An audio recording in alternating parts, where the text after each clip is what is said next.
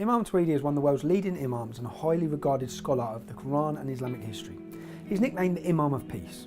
He is known for his outspoken and honest discussion of the culture and ideological problems within the religion. I want to sit down with him to learn more about the true history of Islam. Welcome to UK, Imam TAWHIDI. Thank you very much, brother.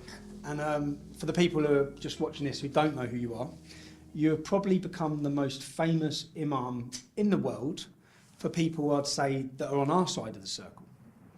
Do you want to explain to them why that is? Or do you want me to explain why it is?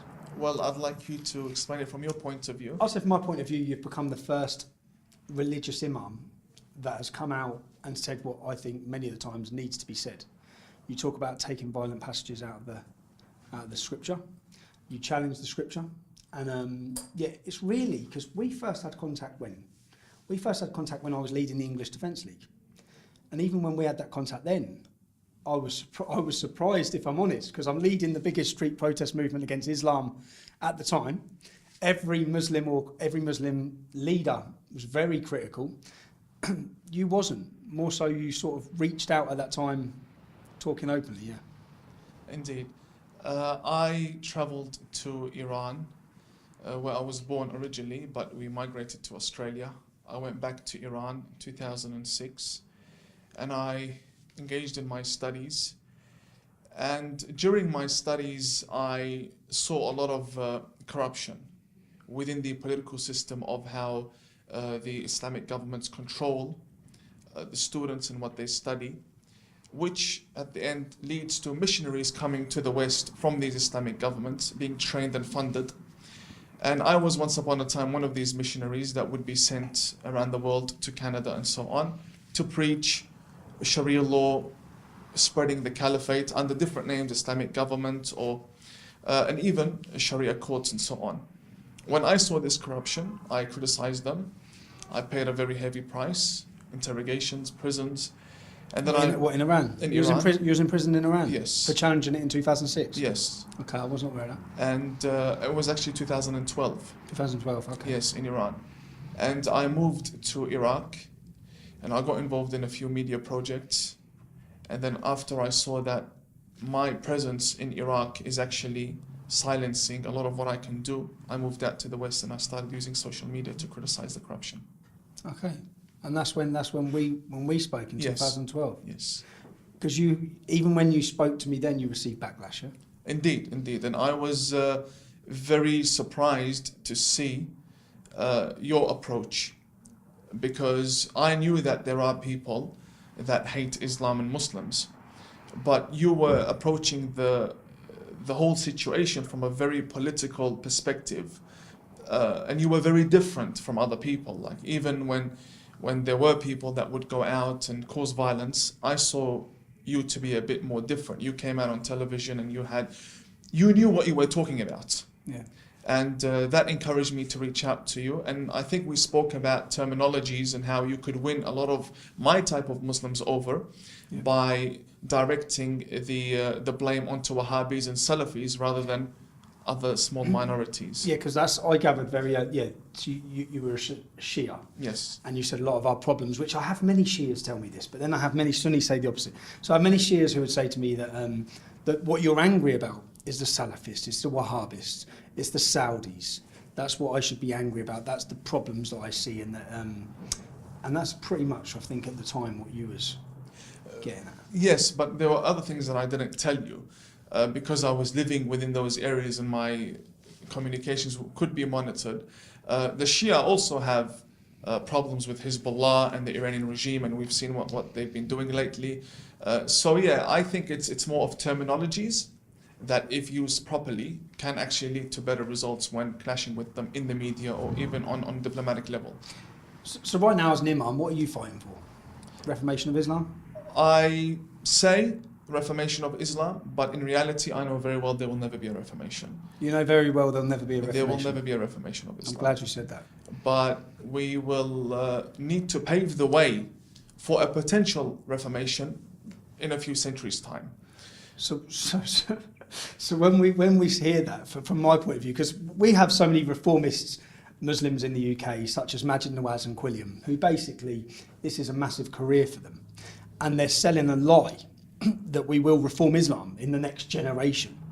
And it's like we've had 1400 years, it's not reformed. When someone's tried to reform it, we've had Wahhabists, Abdul Wahhab, who tried to reform Islam, and we brought it back to the core, what I'd say is violent teachings. But you don't see there is any opportunity or any chance to reform?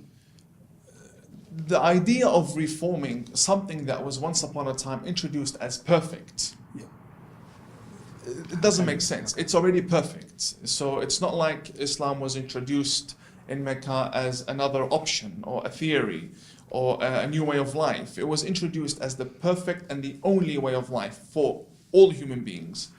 And when you come with such an approach, it's very hard to turn around and say, let's reform what is already perfect. What the Wahhabists did is that he sold a bigger lie, and he said, hey, let's live how the Prophet Muhammad lived, because that's the perfect image of man. So then he's more of a fundamentalist rather than a reformer in modern times. What I believe in when it comes to reform is that there will be a type of reform, but it's reformed individuals like myself. It will be a reformed Muslim community of third and fourth generation migrants, Muslim migrants to the UK, to Canada, to America, to Australia. People who no longer feel the attachment to what's happening in Syria and Iraq. For example, if most of these Middle Eastern families today have satellite dishes in their homes, whether they be legally or illegally, they have satellite dishes, and some of them require permits in certain countries such as Australia, some don't. When a father watches bombings happening in Syria, that emotional attachment of, yeah, let's send money to Syria, only exists within the father. It will no longer exist within the son and then the grandson. When you watch something in the news, you feel in debt to go and help out, interfering with what's happening over there. See, the problem is, we see the opposite though. On the ground in the UK, the first generations that come were not extreme. The extreme, in fact, every generation we go through in the British Muslim community, they get worse and worse. Their views and their intolerance gets worse. And that's, by any Pew research or any research, it shows that actually, even for example, it's the youngsters now. The majority of terrorist attacks now are 17 to 24-year-olds. That's the majority of arrests and now youngsters. And that we've seen that change over the last 20 years, from being elder Muslims to then going into the youngsters. So for us to think, I've said so many times, what we need is a worldwide revolution within the Islamic community to get rid of the hatred. But that's not what we see.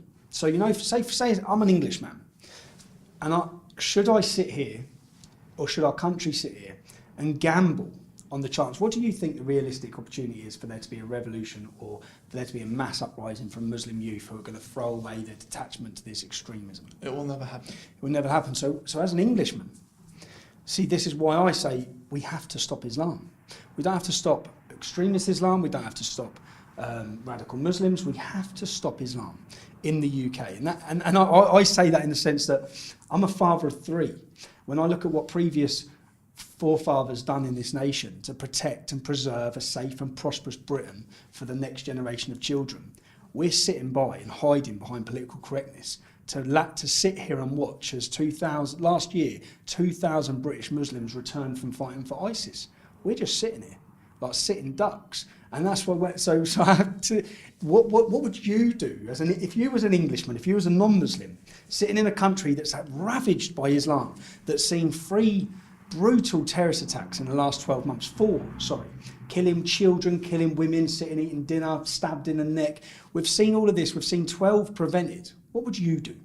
I wouldn't blame you for any of the opinions you hold, and probably I would have the same stance and position towards such an ideology. However, we need to be very realistic. We could sit down and discuss and talk and share emotions and even propose certain things in parliaments and draft bills, but if we're not realistic, we're not going to be reaching a result. And this is how I am very different from many people that I sit with. We need to be realistic. Now, you want to stop Islam. Islam's never going to stop. No, okay, I want to stop its influence in Britain. You're never going to be able to. Let me tell you why. As much as I want to stop the radicals in Sydney, in Australia, it's very difficult, and this is why. Let's look at the Jewish community. The Jewish community, For tens of centuries, they've been persecuted, massacred and killed. They never had a government to protect them before Israel. They don't have Sharia law tables in the streets and in the city calling people to Judaism, dawah. In fact, when a Jewish man wants to marry a lady and she decides to convert into Judaism, it's a very hard process for her to become Jewish. And amongst all of these problems, Judaism still exists, and there are many Jewish people out there. It's not easy to take a religion and just hope for it to vanish or stop it. It doesn't work like that. Especially when you look at the statistics and how much they are growing and the children they are having. Most Muslim families, in fact, most Middle Eastern families, mostly the Muslim of them, amongst them, drive vans and big cars. Why? Because... 6, 7 kids. Exactly. Is that a fluke? Is that a fluke? Or is that population jihad? Look, my mother has 11 siblings. She's number 12, and one of them died from one mother and one father. When you're dealing with such a mentality that says, hey, lots of children is a beautiful thing in life. Is that the reason? That's the point I'm making. Is that the reason, or is it literally population rise in order to conquer areas? I will tell you this.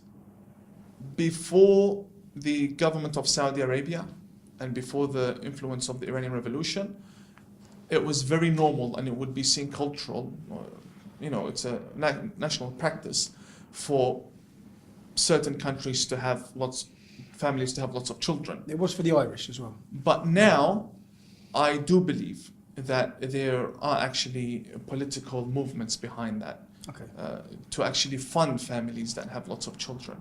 Yeah. And we see that in Ahwaz, in Iran, between Iran and southern Iraq. In order to change the demographics, region, yes. so they have control of that area. And they're funded by the Saudis. Funded by the Saudis. Okay. Father, don't worry, we'll take care of your children. We'll take care of everything. Just make children. Make children, yeah. Okay, so, yeah, because we see the same. You know when you say there's not much we could do, say for example to halt that in the UK, all we'd have to do is stop the benefits for more than 2 children. And that would pretty instantly stop the ability for people to have, say for example, my local Imam, Kadir, yeah? He has 3 wives and 14 children, yeah, that we pay for. So, and there's so many Muslim families like that across the UK, but we're paying for it. If we didn't have a benefit system that gave them and provided for that, they wouldn't be in a position to do it unless Saudis pulled out their wallets, which they probably would as well. But when you say there's not much we can do to halt it, I think there is. I think we could be stopping Muslim immigration into the UK. I think we could halt the benefit system for more than 2 children. We could stop any Saudi or Iranian or Qatari money coming into this country. We can outlaw all aspects of Sharia law in the UK. We can make it. If someone wants to be a peaceful, kind Muslim, fine. You live your life in Britain, we welcome you. If you want to be a radical extremist, then we need to make your life absolutely impossible. So that's where I see as, because you're right, you have to be realistic in it. Realistically, we have 3 million, 4 million, probably more like 6 million Muslims in the UK. Do I want to deport every one of them? No, of course I don't. Some of the best people I've met growing up in my hometown have been Muslim. But we do have to limit the influence that this ideology has on our country. And if people don't, when you say, if people don't want to live under freedom and democracy, they can leave. Indeed. They can leave. I agree. Now, cutting the funding and so on, do you really think that's realistic? As in the sense of because they own so much of our country? Yeah. Am I right? I think Saudis own every port in the UK. They own the percentage of the stock market. But that's when you come to the point of basically they've bought our country. They've bought our legally. Legally, they've bought our country. They own Westfield Shopping Centre. They own Harrods. They own the majority of London, and but that is that is something where our politicians have sold our land and sold our people out. So the British public would halt their money tomorrow, and if that meant having less money in your paycheck at the end of the month, we'd have less money. If that meant entering into a recession, we'd enter into a recession. We don't want blood money in our country, which is what we have. Mm-hmm. So do you not think that's realistic then? I think it is a realistic vision. But to implement it, it's a whole different story. I don't think the UK government would be willing to cut ties with Saudi Arabia and Qatar that owns many mansions within the UK, massive buildings in very prominent locations. I don't think they've bought their way. They've bought our country. Therefore, I think we need to start from a whole different angle. Instead of going after the finance, look, any radical in the UK can write a book. A man sitting in Saudi Arabia can buy 1 million copies of that book. And that's how the transaction is made, through royalties. It doesn't really need to be through embassies. Okay. You can't stop money from coming from A to B. They can send you a lady wearing lots of gold, and then she gives you the gold. And no tax in airports, it's her jewelry. There are many methods these people use, and trust me, this is their field. They're already doing all of that. They know how to scam the system. They know all the loopholes. I think what we need to do is take down these Sharia courts that you have. Yep. Sharia courts and this scam of halal certification. You're against halal certification? Yes, I'm not against halal food. You're against the certification which generates the money which then propagates and supports terrorism. These two main wings of the Muslim community in the UK, the Sharia courts, which have no legitimacy whatsoever on this land to begin with. It goes against the constitution. Why do you think our government have allowed them? Governments are a combination of organizations that need money. What makes a government? Several organizations put together, and they need money to survive. When you look at Sharia courts, in reality, I brought up Sharia courts and that issue because it's a very minor issue. Yeah. What's greater than that is trying to stop the UK educational system from taking money from the Saudi royals. That's much greater. That I can't tackle. But I could tackle Sharia courts by bringing victims and having their cases being addressed in Parliament, and then slowly suing the court itself. So Sharia court is something we can manage to go against. Very realistic. Sharia court can be tackled in this country. Polygamy, FGM, these sort of issues. But if we're going to say, let's stop the educational system from taking money from Saudi Arabia, and King Walid has this much in Oxford, and this guy has that chair in another university. They're buying into all the major universities. You can't stop an educational system. It's a business. We can't stop it. Okay. But Sharia court is not a government department. It's government registered, and it's licensed as a ministry. But it can be dealt with if we can prove their flaws in a legal way. The halal certification, which you can do easily, because there's so many victims who have been sent back to violent husbands.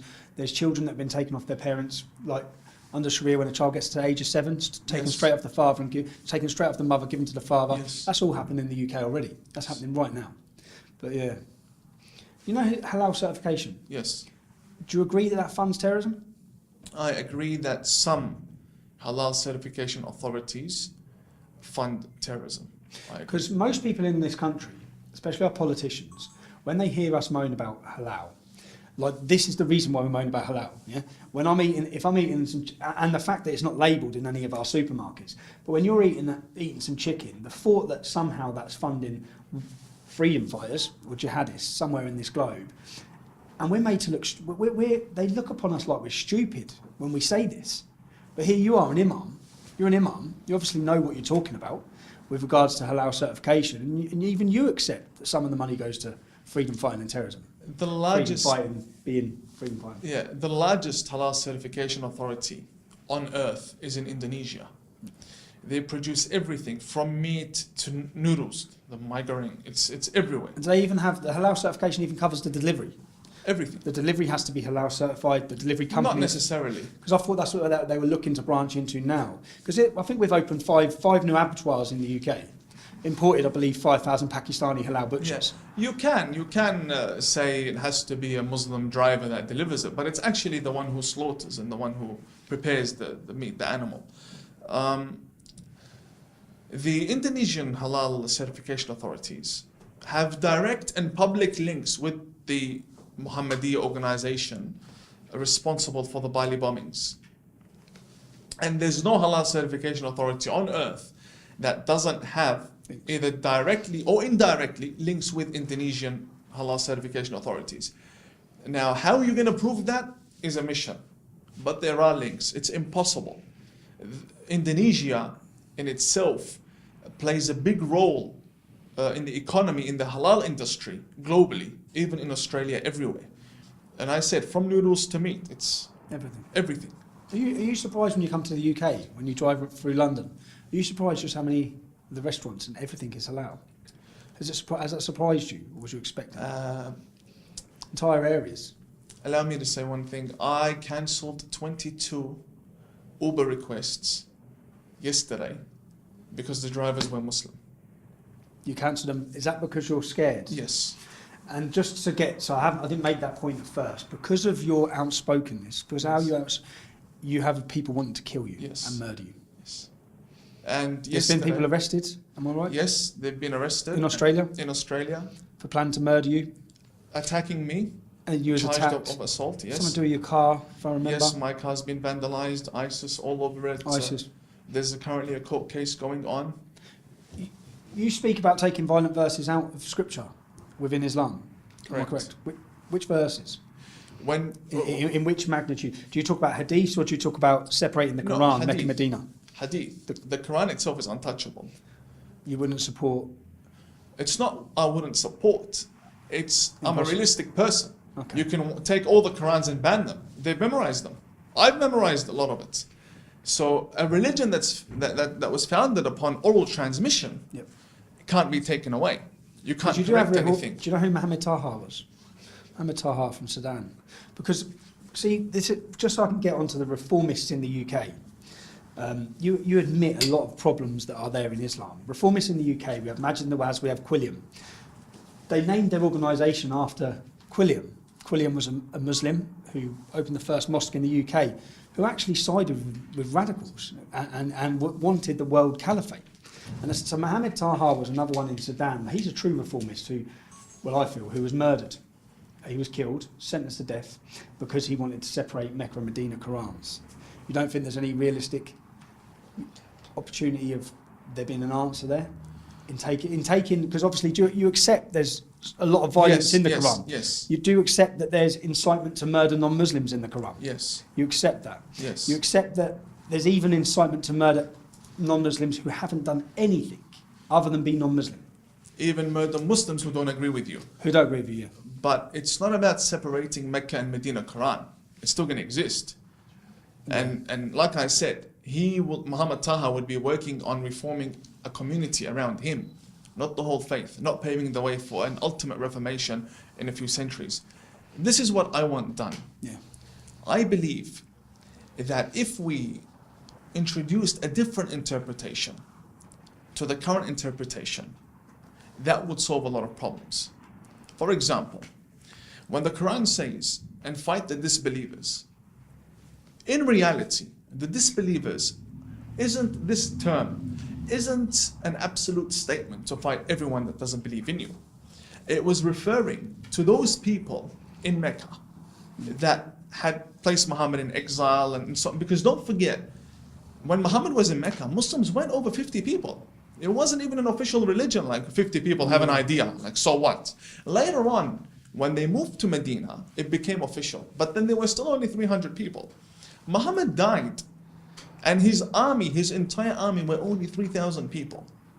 There's a lot of nonsense that's been introduced within the books of hadith that show you Muhammad was a massive leader of a huge army from the east to the west. It doesn't work like that. It wasn't like that. Muhammad died, and his army were 3,000 people, led by a man called Usama after him. 3,000 people, and they were all lazy and disobedient. They betrayed him in many battles. Uhud was one of them. So looking at this aspect of the Prophet Muhammad and looking at the society he preached in, he wasn't preaching to Oxford students. A bunch of... Well, in fact, a lot of them were criminals. Criminals. He went out to the mountains and got all the criminals and brought them all in on the rampage. And you're dealing with a community with the lowest level of IQ Arabia had ever seen, burying their daughters alive. Why? Because she's a daughter. At the time, yeah, which is... But why would you bury your daughter? Because... Yeah, sorry. Why would you bury your daughter? Because if war happens, she gets taken hostage, and then I look bad. Well, then don't go to war. It's as simple as that. But you're dealing with that type of mentality, and this level of intellect. And I believe, bring another interpretation, which is more logical. Like, yes, Muhammad had a problem with these type of disbelievers. Doesn't mean TAWHIDI has a problem with Tommy Robinson. The idea, what you're saying, is introduce a new interpretation. Like, even just doing that. Say, for example, I had a disagreement the other day with a young Muslim who was telling me that it doesn't say in the Quran anywhere to kill innocents. And I said, but then we get down to the word innocence, or we get down to who's innocent. And we have, do you know Ibn Kathir? Kathir. Ibn Kathir, who's one of the world's most recognised Islamic scholars, who simply says that disobedience, so in the verse, say 533, where it says kill those who cause corruption or disobedience, disobedience simply means being non-Muslim. So that simply gives fair game to anyone who follows his teachings, which is the majority of the Sunni world, to go out and kill non-Muslims because they're non-Muslims, because they're disobeying Allah by not believing in him. So what you want to do, what you want to introduce, or what you see as a solution to the problems we're in, how do you see that's possible at that level? Firstly, you quoted Ibn Kathir. Yeah. Ibn Kathir is the biggest ideological terrorist we have ever seen in the history of Islamic scripture. Ibn Kathir, Bukhari, Sahih Muslim, all of them are terrorists. Bukhari... Terrorists in your view, but the majority of British Muslims who follow the Sunni sect would be idolising them. It's got nothing to do with Sunni sect. No? Bukhari has even influenced the supreme leader of Iran, the Shia. Okay. Many of the Shia tafsirs, interpretation of the Quran, From Bukhari. reference Bukhari. Okay. Even though not take from him a lot, but they still reference him and they quote him. My problem is with the scriptures that say Islam is an absolute religion and its scriptures are absolute, therefore they are to be applied in every place and every time. I believe the Quran can be divided into certain aspects. One, a historical aspect. The wars and the problems that happened in the past were part of the development of the religion. And we could also argue 7th century Christianity wasn't that peaceful either. Therefore, this was the language of the Arabs. Look, an Arab without a religion, he's a violent person. With or without a religion, they were raised on the sword and the horse and fighting and honor killing and so on. With or without a religion. Now you have a religion on top of the problem that we already have. Okay. And the religion, God's word, that's what we all believe as religious people, it's God's word. But you can't interpret God's word by the mind of a normal human being. Therefore, we have many interpretations of the Quran. Thousands of books have been written to interpret the Quran. Why can't I present a different interpretation for the Muslims in Australia or the Muslims in the UK? Why is it that I have to be attacked? It's not like there's only one interpretation of the Quran. There are many interpretations. Thousands and thousands. Some of them have even been burnt and no longer exist, and we still have hundreds of thousands of interpretations. So, introducing another interpretation is a more realistic approach to solving the problem. And taking the hadith is not untouchable. The hadith is touchable. You can remove it. All of it. You'd remove all the hadiths? Most of them, yes. Because they are messed up, man. Yes, most of them, yes. And a lot, yeah. Look at Bukhari. Yeah. Bukhari came 200 years after Muhammad. He was a historian. A historian, a scholar for dollar, a blind man, who never saw Muhammad, never lived with him, and also not even an Arab. He doesn't read Arabic. He's from Bukhara, from Persia. And he wrote in detail the sexual life of Prophet Muhammad. How the hell did you know? How did you know? You're on about him stating that he had sex with Aisha when she was 9. Look, Aisha wasn't 9 or 6. No, Shias do not accept that, right? No, no one accepts that. This is Well, you know what I ask imams? Yeah. Any imams I've met, I ask that question because something for me would be very difficult for anyone who follows Islam is accepting that the true messenger of God come down and married a 6-year-old child and had sex with her when she was 9. So I ask every imam I meet, do you accept that? And they say yes. Right. They say yes because it's in Sahih Bukhari. No, they say yes because they're hiding something from you. What are they hiding? Okay, let me tell you. The clergy, the clerical system, we have all agreed, our system, let's say the Vatican of Islam, we've all agreed that we need to tell the world that Aisha was 6 years old or 9 years old. We've agreed to tell the world. Why? She wasn't 6 Why or would 9. you agree to tell She her? was 21. I've heard the argument. I've heard this argument. But why would you agree? Why? And this is the first time I say this on camera. Okay. What's more important in Islam is that Muhammad marries a virgin. So she weren't a virgin. You're saying she had been about. Aisha had been about. So you're all lying because you want everyone to think he married a pure girl, whereas really he married a... Oh my God, that's a different side to the argument. Sorry for laughing. I at can't. No, I want you to laugh. I can't say any more, but you got it. For safety reasons, I can't say any more. But Okay, let me continue. So that would be the argument, because I have heard this. I've heard it put as a Shia argument. We don't. When I meet Shias, no, we don't accept that she was that age. She was 21. But they don't tell you why. But you'd say the reason why was because she'd never have been a virgin. Never. You don't say that. And She'd the never been a only virgin at reason, 21. the only way to make sure. her a virgin is to push her age all the way back to 6.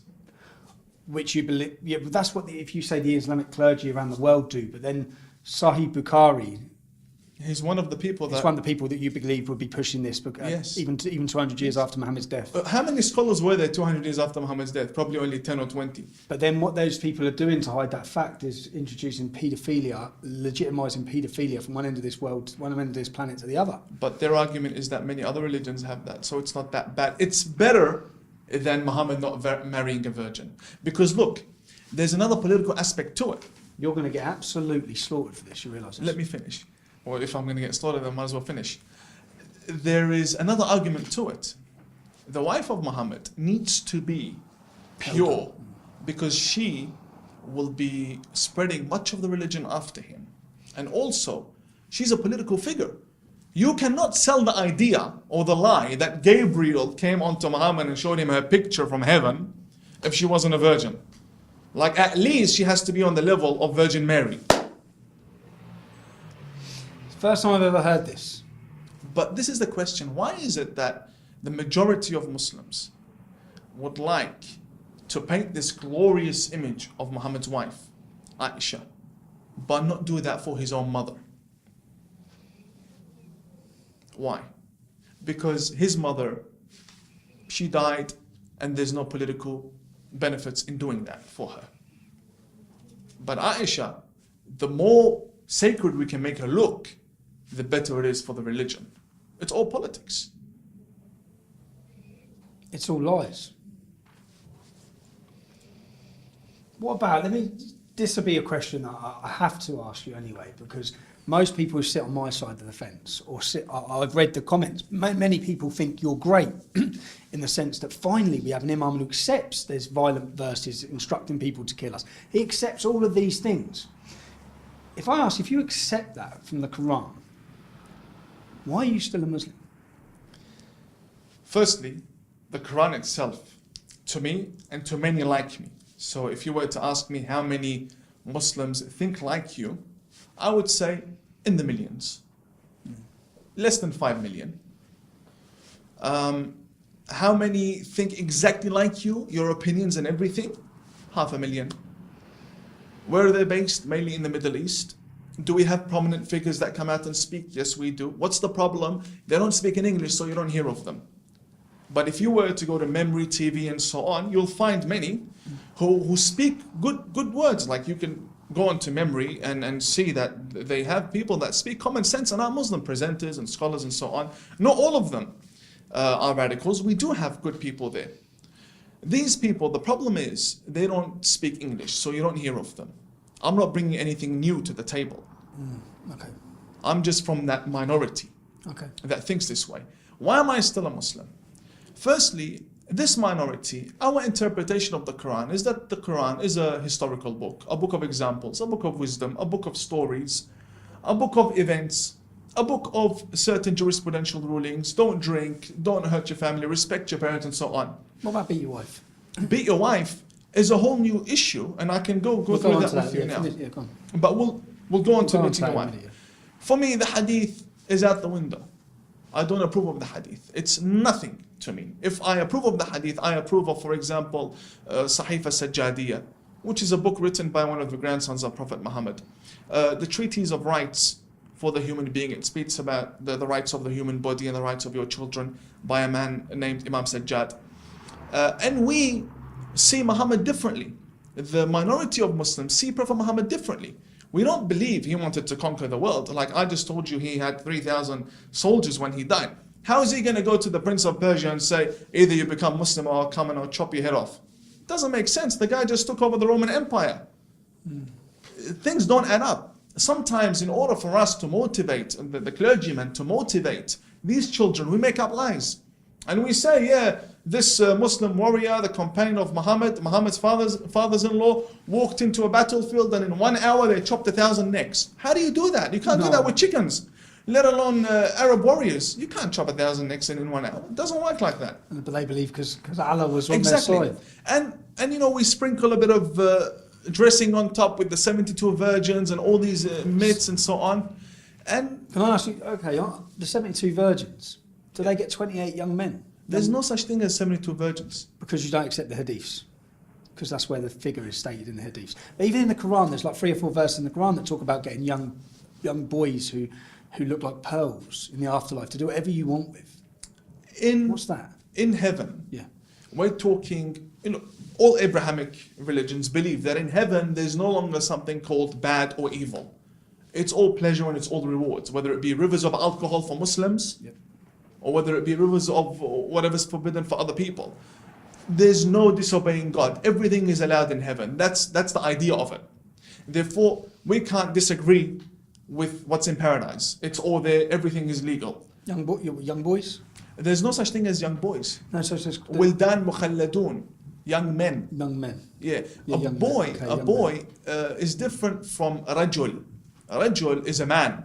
A boy is a young man. When they talk Tifl is a when child. they talk a huri, Huri is a term used to describe a very beautiful woman. okay. But the way they describe it in hadith is that she will come to you. The boy will come to you. Therefore, I don't really see. Who said we're going to go paradise anyway? But yeah, I don't really see that as my priority. Let's Just argue. this is the first opportunity I've had, because usually if I ask these questions, I'm usually getting a right mouthful. And, Yeah. and I'm interested to know what It's someone nonsense. who still sits as a Muslim but accepts a lot of the faults and problems that are there. We don't know if we're going to go hell or heaven. Focus on this earth and let's solve our problems. Later on, let's talk about what we believe as religious people.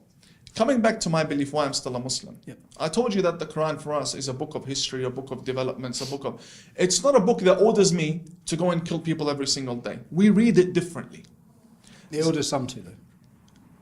Orders who? Some people take The majority, not Yeah. some. The majority. the majority. Because they read it that way.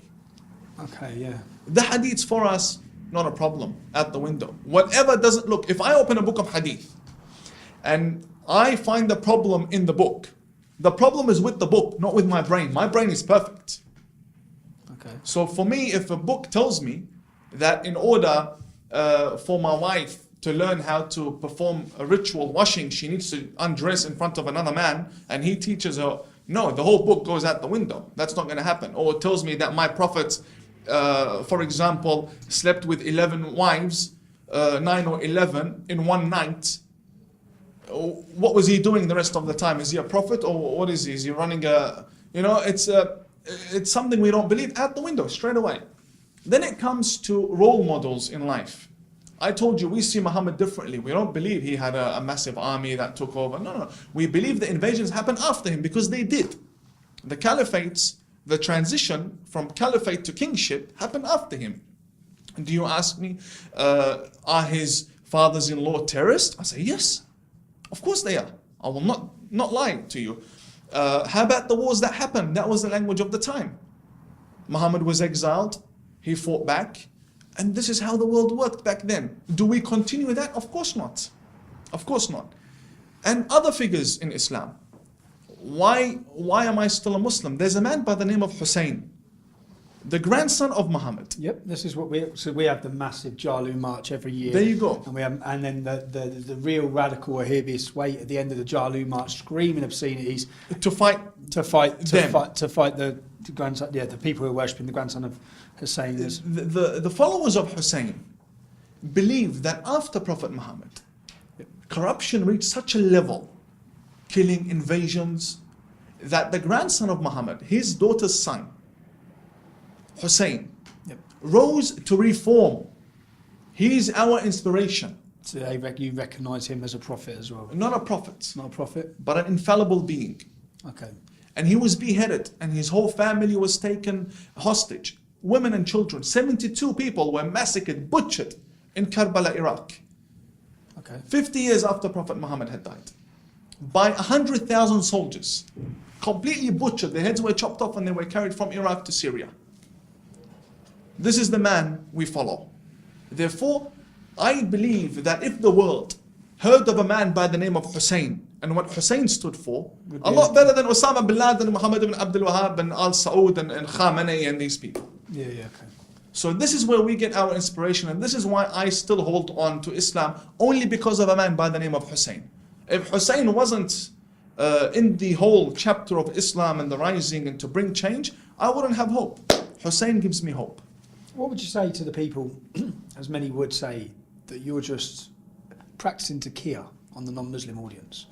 You're lying to further the goals of Islam. Right. Because that is something that I've seen thrown at you by a lot of people. Oh no, I get it's it also a lot. a term that I've used a lot, not on yourself, because I actually find it refreshing sitting talking to you.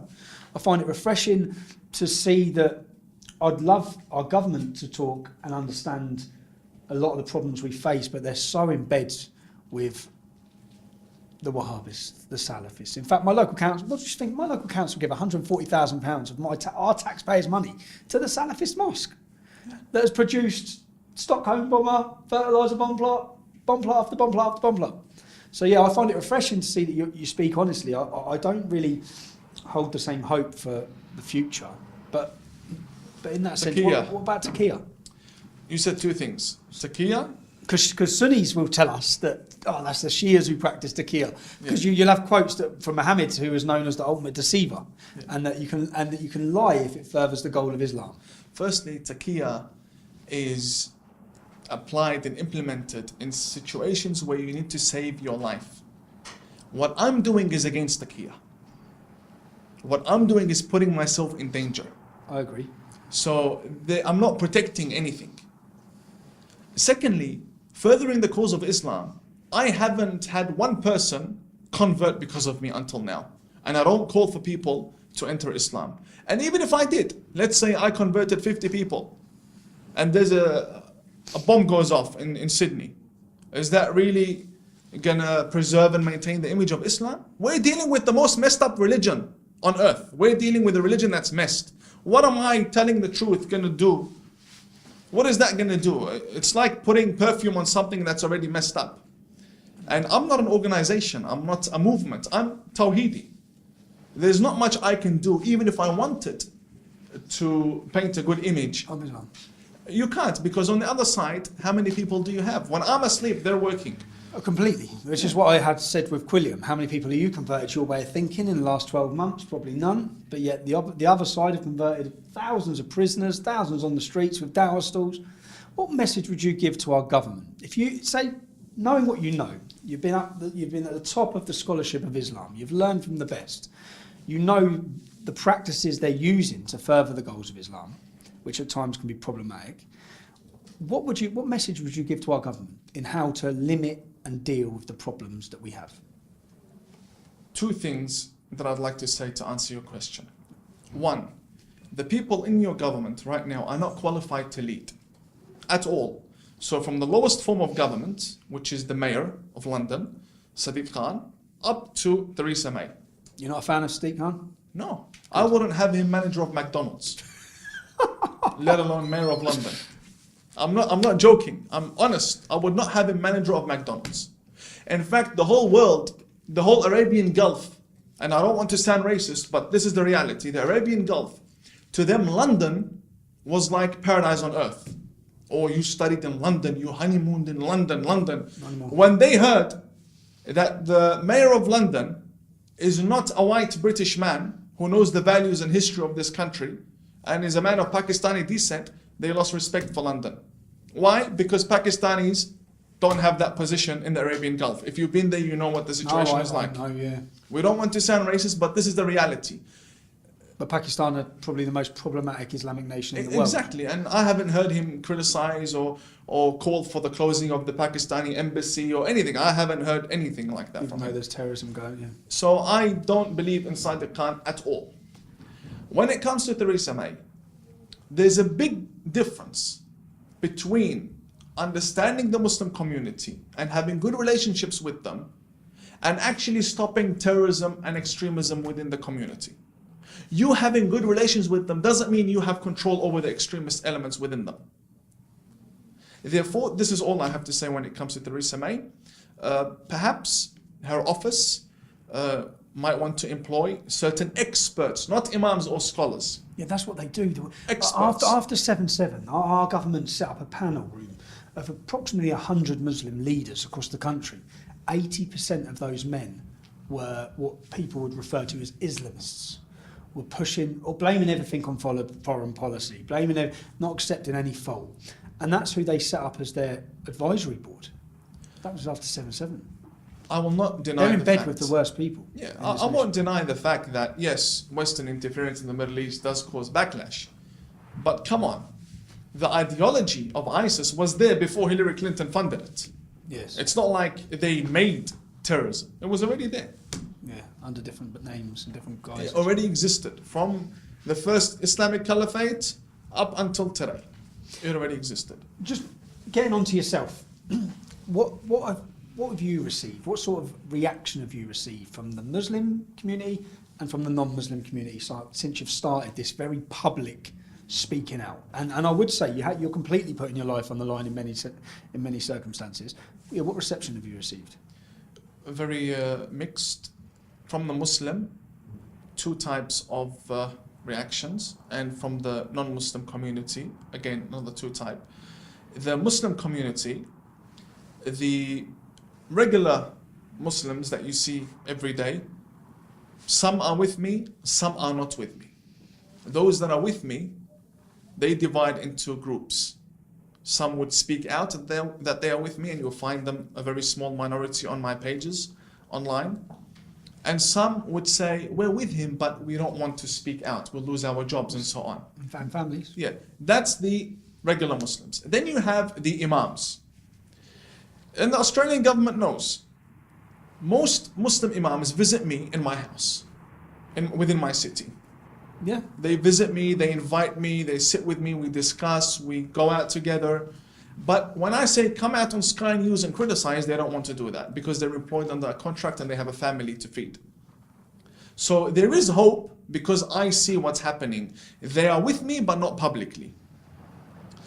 Then we have the non-Muslim community. The non-Muslim community, when they look at me, they say, okay, he's a right wing. There's no such thing as right wing. We're dealing with terrorism. I agree. If you criticize ISIS, it doesn't mean you have a political stance. It means you have a humanitarian stance. You're a human being that is against butchering other human beings.